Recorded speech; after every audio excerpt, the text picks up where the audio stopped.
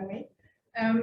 Well, let me start by saying I'm a bit nervous about doing a presentation in English. It's been quite a while since I did that, but first I thought, I'll be fine. But then I realized it's been about 10 years, and I built a whole new lexicon, which I'm not sure what the English words are for, so I'm going to make this a shared problem. If I'm not familiar with the word, I'll just use the Dutch one, and I expect all of you Dutch guys to help me out. Will you make that agreement? Yeah, sure. Thanks. Well,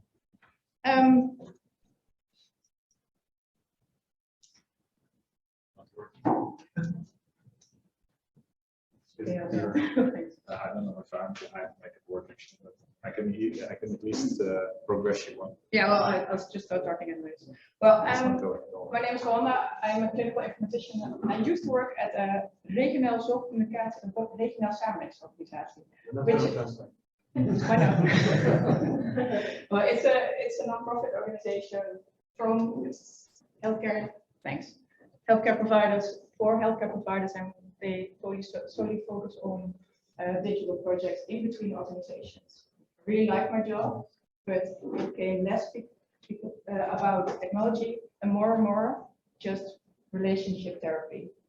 And that's what my presentation will be about today also. Not much technology, but how do you come from an idea to implementation? Why is it so goddamn difficult when you want to do it over organizations?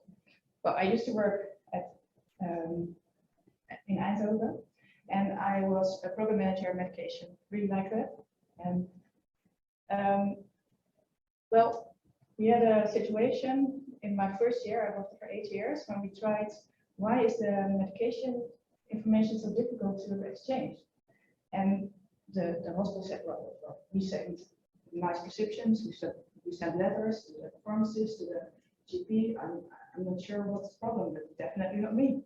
And the GP said, well, it's not me because I read your prescriptions, but I don't really understand what they're saying. So we organized that meeting. We had the pharmacist from the hospital, the CMIO from the hospitals, from a couple of hospitals actually, GP, pharmacist from the mental health care institution, and we had them send a prescription and a letter after when you leave the hospital to GP and to the pharmacist, and we printed that one out. We made one at what came in at the GP, and we printed that out, and we printed the one that came at the pharmacist. And then we asked, well, can you please write down what did the patient take before he went in hospital and what does he take now? Simple, right? Yeah, well, we got 5 different answers. And what was the problem? Well, basically they're all right, but when you send something from the hospital, they did not really check what it looked like at the receiving end, at the GP. And maybe it looked quite fine where they sent it, but it came out rubbish at the GP because translation, maybe the way it was presented, and they thought, well, I'm really completing my information, but it came out completely unreadable at the other end. Well, it was quite a shock for everyone, but then we spent 8 years on projects to make it better and improve a bit, but it was really slow process and really difficult, especially we have 4 hospitals, we have 80 pharmacists, and we have more than 100 GPs, and they all have different systems, and they all have their own agendas, which made it a really difficult project. Really fun, but difficult. So then I thought, well, it's been nice, 8 great years. I'm going to see if I can make things easier when I come from a company with a little bit more power, like healthcare insurance. So that's what I do now. I work at CZ. I can tell you, really naive. Absolutely no difference at all. But still, love my job, but it's not easier because people say, oh yeah, your healthcare insurance, just put some pressure on it, just make them do it. Yeah. Maybe it's me, but I don't think it's helping from the other side. But I want to tell short what does a healthcare insurer do? Because for me, I had some misconceptions of what the responsibilities are. And basically, we are responsible to keep healthcare accessible for every civilian in the Netherlands. We have to make sure the costs are acceptable in total. We make sure everybody can get access to healthcare, and we make sure the quality stays fine. Now, the quality is not a problem. We have excellent care, but the accessibility and cost, those are a problem. Then I work at CHZ, and they take real pride in doing projects that are focused on what matters to the patient. So what's, like our CEO said, not what's the matter with you, but what matters to you. And that reflects in the projects we select to do. But we already discussed it today. We have a bit of a problem with our healthcare costs and our healthcare needs, the other demands, and the actual resources we have to deliver that healthcare. And if we do not do anything, it will be unmaintainable in the not so far future. So we have to do something to keep it accessible and also, affordable. The quality at this time is not really a problem in the Netherlands at most parts of healthcare. But what we would like to focus on is not only making people better who are sick, but keeping people healthy before they get sick. So focus on the people as an individual and making sure you do not come into healthcare unless you really have to. And that's not just something for cost reduction, but also for your well-being. Nobody wants to go to hospital. Now, how do we do that? We want to look at the population as a whole. So not focus on one person, one condition, maybe somebody with diabetes, but we want to look at the complete population. So that means that if we do a project in Zeeland, it might be different than when we do one in Eindhoven or Limburg, simply because the population is different and they have different needs. Not only the population, but also the mix of healthcare providers is different. They have different systems, they have different visions on how they think healthcare should be provided. So that makes project different. Also, although our country is tiny, we have a whole lot of different opinions on how things should go. Well, and basically, if we want to keep the healthcare affordable, we need to make some transformation. One time we just pay people for production, so it pays to have people come to hospital and undergo treatment, but that's not how we can maintain it if we want to keep it in the future. And what we want to achieve is have integral care where it's not definitely you go to the hospital for one, but you want to organize healthcare around the people where they live. So if you can receive healthcare close to home, that's preferable over going to the hospital or going to some specific place if you can receive it near your home. But to do that, we need to transform. Because if we want to organize healthcare around the people, we have to make sure we have the data and we make those data available for primary use, actually in the process, but also for secondary use. And both are questionable at best at the moment. We have some pretty good situations set up for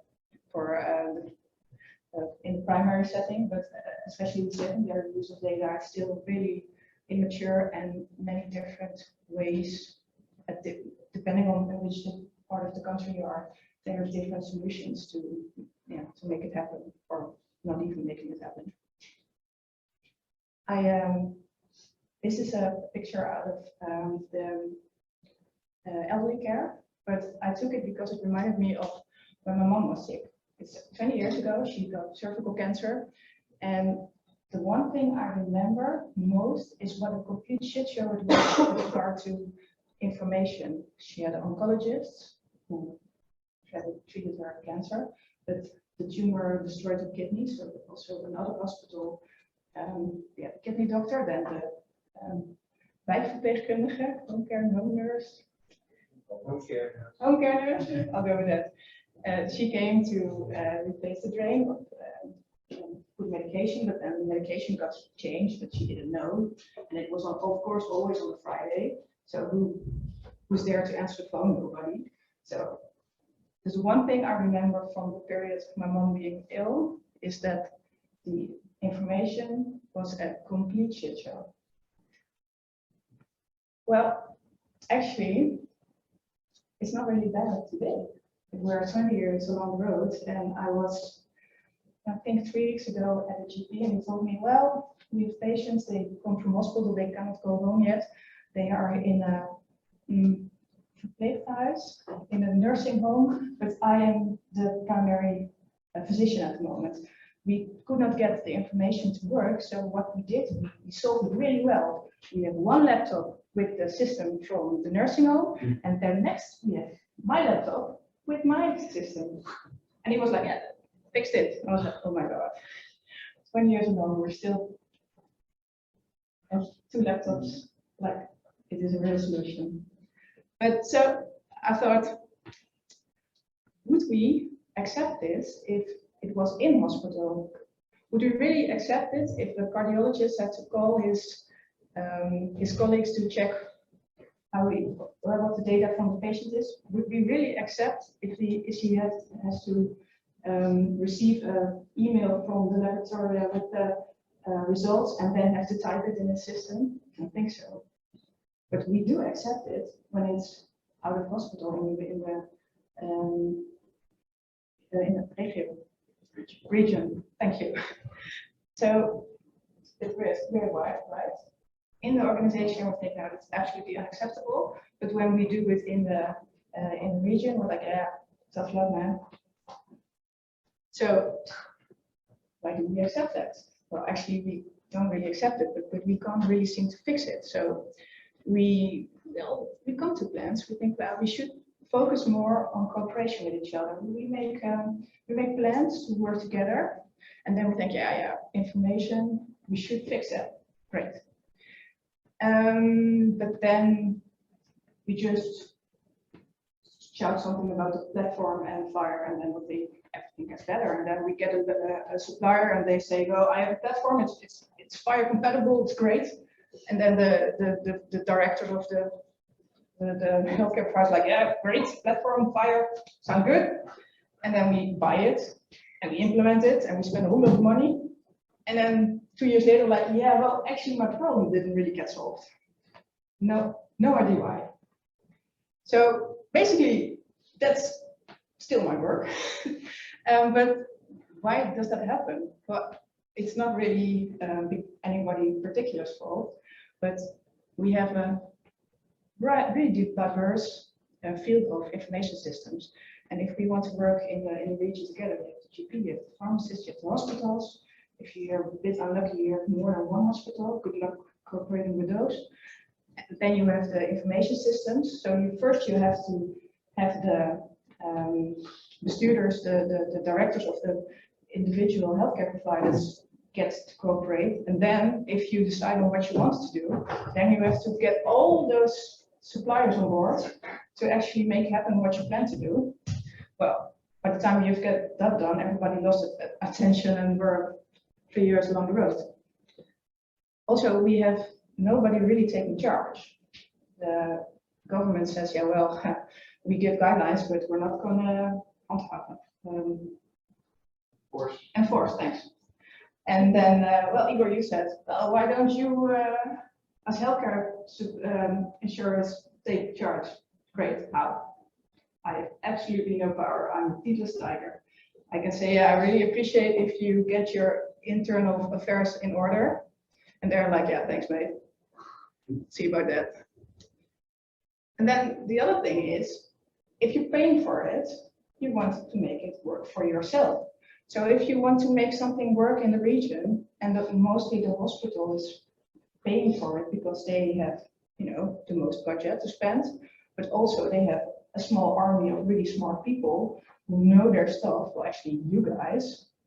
But most GPs, they don't have that. They have themselves.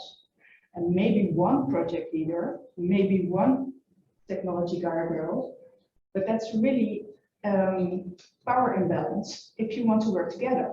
Same goes for the pharmacy. They do not have a complete army of people who solely do this kind of job to make the conversation in the region equal. So what you get is being completely railroaded by well-meaning hospital employees who do exactly what they are paid for to make things better for their hospital, but completely forgetting about the impact it has on the other side of the chain. Thanks.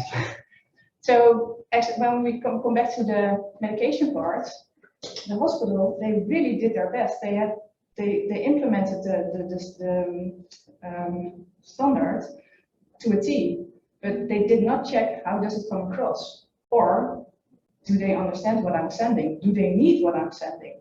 And well, we see that in most projects that well-meaning but not effective, because communication is a two-way street. Sounds a bit corny, but it's true. And mostly it's a one-way lane, fast lane. People get railroaded.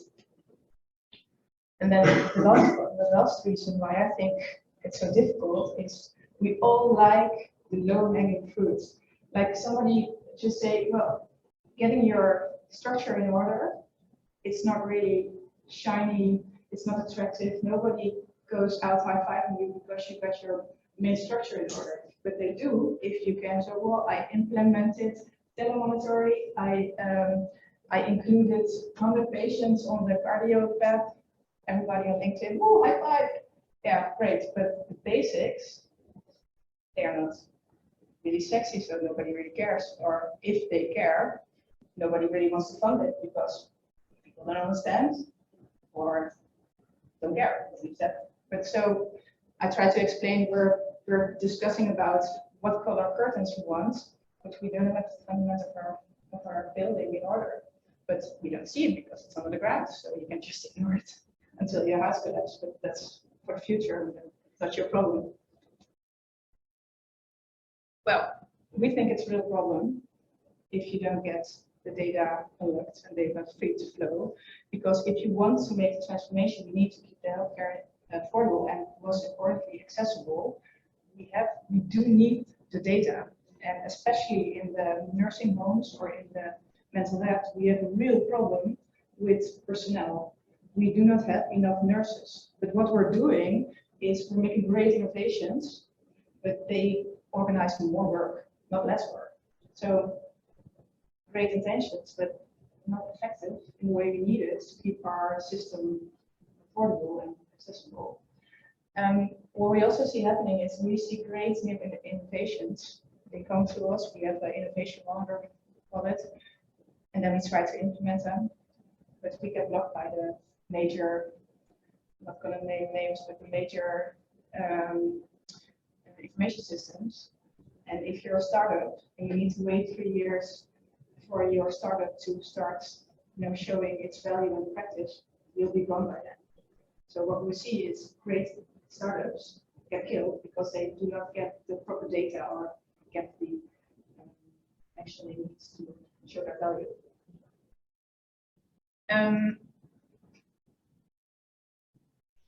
Yeah. Well, actually, it's just a big old mess for him, and it's a fixable knot. But we have to, cut it. But how we're going to do that, I do not have the answer. I have a lot of questions for this, but no answers. I can tell you what we are doing. We try not to focus on the shiny stuff. We try not to focus only on the, that's great digital healthcare application without thinking about, okay, but what does it mean for the data? But it's still early stages. We're trying to do that. We're still learning on how do we do that and how do we not kill an innovation because it's just not there yet. But also, how do we not invest in the wrong innovation and just adding to the knot? We also try that on Zorgverzekeraars Nederland is the Federation of Healthcare Insurers. We try to cooperate and focus on. We also need to take care of the fundament, not just the shiny things. And also, we need to do the same things and together focus on the right things. I can honestly say it's difficult, but we're doing our best. But it's showing, it's starting to show its value, but it's still a struggle. Finally, my last question: what can you do, and how can we together make this? When we come back next year, say, okay, it was a complete shit show, and now it's a little bit less of a shit show. Anyone, any questions?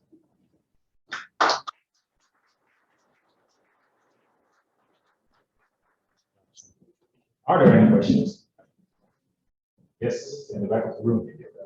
It's probably looking for funds. I have no money. No, it's not about funds, but it is about money. Yeah. Well, you said this is what we are doing, so we have regional provisions. But in the end, what I see still from the insurer side, I mean, you have insurance companies at the national level, they're organized. They have an investment fund. You get money from a ministry to somehow what they call transformation budgets, so that you can basically subsidize the projects who have potential interesting IT innovations that can be scaled up. But in the end, what we're doing in the Netherlands is somehow bundling down a large sum of money to small projects who do not scale. So what is your idea from the insurer side to somehow change that? Because in the end, that would mean that we also need to somehow direct the money not to a lot of small projects, but to a few big ones. So what is your opinion on that? Yeah, first of all, I think you're completely right. And I wish I could solve it, but I can't. Because when I started working at CZ, I thought, oh my God, ZN, they drive me nuts. Why do they do things they do? But then I got to work there and I realized it's way more complex than I thought in advance. And the transformation money, the difficult part is we do not get all the hospitals to do the same thing. And if you want, for example, we want to focus on telemonitoring of chronic patients. What we did was with 8 hospitals, we let them choose whatever they want, and we gave them Sun and Lucy to try, and then just see what happens with your zorgpad, CarePad. Yeah. And what we see is that we cannot get the vakgroepen to agree on what the proper protocol should be, just for one thing. And what we want to do with transformation money is to have like proof launches, try what works and what does not work. But yeah, we agree that it's not functional. That's why this is the last year we do transformation money. And I think, I'm not sure yet, next year we want, we need to invest some bit in innovation. I think we will invest more in integral processes, but I don't think I can probably answer your question because. This is for both, okay. So yeah, but it would help if you have the same idea of what to achieve. So if you, for instance, try to set up remote monitoring, you want some regional countries. And in the end, first, with regards to data, you need to have the data, right? And then if you have APIs on top of that, you can, as the hospitals or whatever care providers are stepping in, they can choose their own interface. So that's fine. But in the end, you need to somehow get the data together to let them to use it work. And that's something that we could work on together. So if it becomes a big initiative, and that comes. Yeah, Could you please repeat the question? Yeah. With telemonitoring, we want to organize some maybe service center, but a service center where we can bring together the function and Ruud thought maybe we should organize it in a way that the data can be easily accessible for everybody.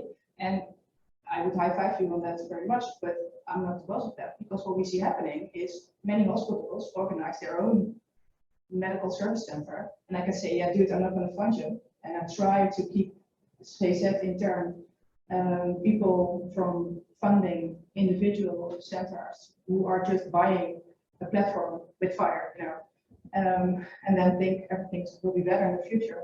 But we cannot force the hospitals to go for it, and I think that's the core to come to what you want, what I want. Yeah. It has to be a shared effort from all of us. Oh, we have more questions. Okay, okay, we have I will repeat the same thing, but in a slightly different way, and with a question. GPs cannot do it on their own, nurses cannot do it on their own, hospitals cannot do it on their own, teachers cannot do it on their own, vendors cannot do it on their own, standardization organizations cannot do it on their own. We have to work together, all together. So how? And the reason why we need to work together is because we create an infrastructure. The same story goes for roads and railways. Each part of it, of the system, cannot do it on its own. You need all components. So we need a leader that makes us do everything we need to do together. And the only thing I can think of is the government. It's their task. And do you agree? Maybe. I see somebody here who doesn't want to answer that question right now, but we'll talk about it when it says. Okay, TK, IT vendor. I think what's happening in regions is they are doing co-opetition. It's cooperation and competition. It's the balance, they are searching how to balance that. So it's not real cooperation yet. It's my opinion. What's your opinion on it? Absolutely. So I took one more question here. So, yeah. Hi, Julia from Nitis. I have a question. You told us there are some movements and you see results a bit already. So maybe to end it a bit positively, we all agree, I think, on the problems. I hope so. Where do you see involvement or results or movement traction from projects or other things you are doing?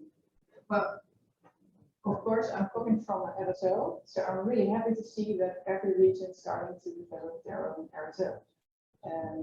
So I think you need that to come from a global strategy to a regional or local implementation.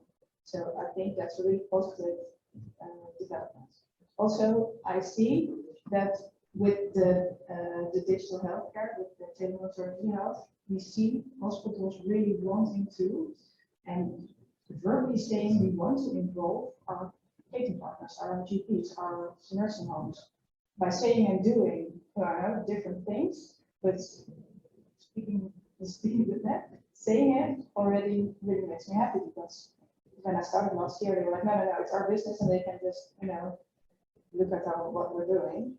And now we see, we need to do it together. So those are two things that really make me happy. And also, I come from medication, so but the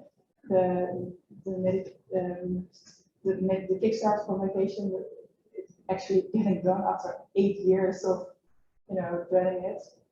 I think that's a really positive stuff. Okay, thank you.